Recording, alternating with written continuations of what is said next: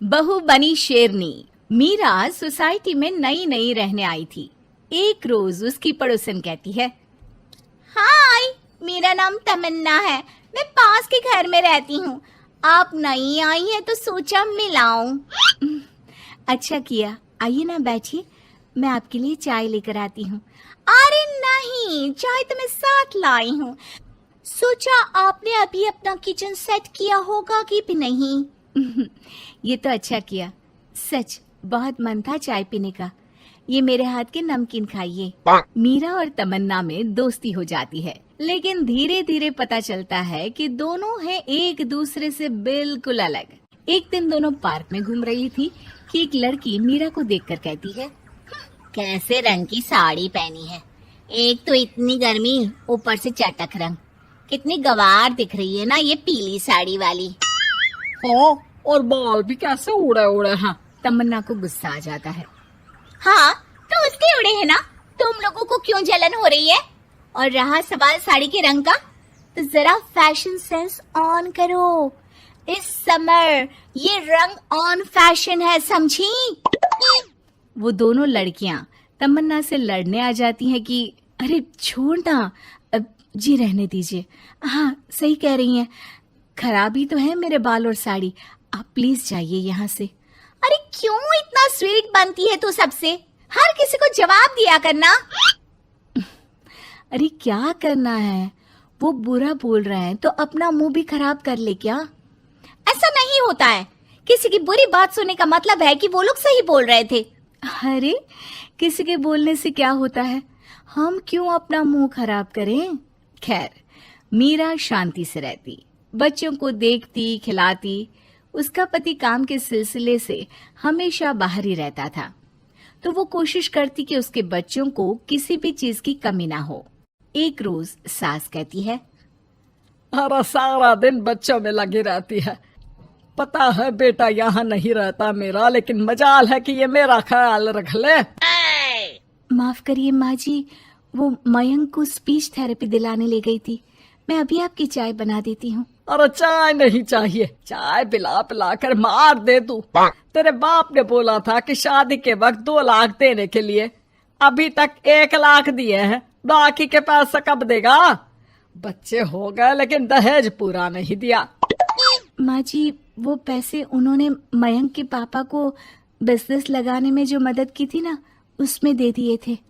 अरे वाह जी वाह, उसमें तो देना ही पड़ेगा ना, वो तो अलग से पैसे थे। तू रोज खाती है पीती है, उसके पैसे कहाँ से आएंगे? और ये तेरे बच्चे। तभी मीरा को गुस्सा आ जाता है। वो सास को आंख दिखाती है और सास कुछ सोचकर वहां से निकल जाती है। तभी वहां मीरा की दोस्त आ जाती है। क्या कह रही थी? कौन से पैसे ले लिए तेरे पापा ने? मीरा मुस्कुरा देती है।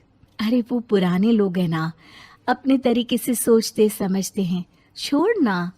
और बता कैसे आना हुआ? अरे तेरा कुछ नहीं हो सकता, मेरी सास होती ना तो ऐसा मुंह तोड़ जवाब देती कि देखती ही रह जाती। मीरा मुस्कुरा देती है।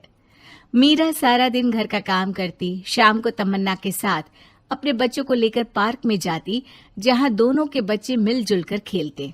अच्छा तमन्ना, मैं कुछ दिन बिजी रहूंगी, हस्बैंड आ रहे हैं ना, तो अगर मैं ना आ सकूं तो तुम आ जाना बिना कुछ सोचे।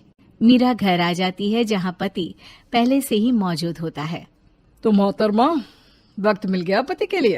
अरे आप तो कल आने वाले थे ना? हाँ, लेकिन सरप्राइज देने की सोचा तुमको। कहाँ गए थे बच्चों के साथ? अरे बस पार्क तक गई थी, बच्चों को खिलाने के लिए। वैसे अगर आपने सरप्राइज नहीं दिया होता तो मैं कुछ स्पेशल बनाती आपके लिए। अरे तुम्हारे हाथ की तो सिंपल दाल भी स्पेशल होती है। कुछ भी बना लो मीरा। मीरा का पति उससे बहुत प्यार करता था, वो उसे समझता था, लेकिन कभी कभी उस पर गुस्सा भी हो जाता था। अरे घर पर कोई है? कहाँ है मीरा? तभी तमन्ना के कान में मीरा के पति की आवाज आती है। यार बच्चे बच्चे, हमेशा तुम्हारा ध्यान बच्चों पर रहता है। चलो ठीक भी है, लेकिन मेरा भी तो सोचो। तुम्हें कौन सी शर्ट साफ करने को कहा था और तुमने कौन सी कर दी? यार पता नहीं ध्यान कहाँ रहता है तुम्हारा। जरा सी भी स्मार्टनेस नाम की चीज नहीं है, न बोलना आता है न समझना। मुझे आपने सफेद शर्ट साफ करने को कहा था, ये सफेद ही तो है। अरे पागल औरत, मुंह से सफेद निकल गया होगा, ये नीली करनी थी। लेकिन तुम खुद की अकल लगाओ तब ना पता चले कि कौन सी करनी है। तमन्ना बाहर खड़ी सब सुन रही थी। उसने वहां से निकल जाने में ही भलाई समझी, लेकिन अगले रोज पार्क में। देखो, मुझे गलत मत समझना, मैं ये नहीं कह रही हूँ कि तुम अपने पति से लड़ो या उसका मुंह तोड़ दो, लेकिन अपनी बात रखना तो सीखो। जमाना ऐसा नहीं है कि कोई किसी को कुछ भी सुना दे और अगला चुप रहे। चुप रहना ठीक है, लेकिन एक लेवल तक। मैं समझ रही हूँ तमन्ना, लेकिन मेरा नेचर कभी रहा ही नहीं। हाँ, मुझे भी गुस्सा आ जाता है, लगता है गलती कहाँ है, पर समझ में ही नहीं आता कि बोलूं क्या। खैर, बात आई गई हो जाती है। एक दिन मीरा के घर में बैठ तमन्ना और मीरा चाय पी रहे होते हैं कि वहां मीरा का बेटा रोते हुए आता है। मीरा घबरा जाती है। क्या हुआ बेटा? बेटे का रो रो कर बुरा हाल होता है, वो सिसकियां भर रहा होता है। क्या हुआ बेटा, कुछ तो बताओ। तभी पीछे से मीरा की बेटी भी आ जाती है। क्या हुआ भाई को बेटा? माँ, नीचे एक अंकल ने उसकी हंसी उड़ाई, उसे तोतला बोला। मीरा को बेटी की बात सुनकर गुस्सा आ जाता है। वो दौड़कर पार्क में बेटी के साथ जाती है। तमन्ना भी मीरा के पीछे जाती है। कौन थे अंकल? हाँ, वो लाल शर्ट वाले। क्या आपने मेरे बेटे को तोतला बोला? हाँ, क्योंकि वो तोतला रहा था। तोतला कहेगा। मीरा गुस्से से लाल हो जाती है और जोर जोर से चिल्लाने लगती है। मजाक समझा है क्या? किसी बच्चे के तोतलेपन को दूर करने के लिए माँ कितनी मेहनत करती है। मैं रोज उसे सबके सामने बोलने के लिए प्रेरित करती हूँ। बड़ी मुश्किल से मेरे बेटे ने बोलना सीखा है, उसे भी चुप करा दिया आपने। क्यों? मुझे माफ कर दीजिए।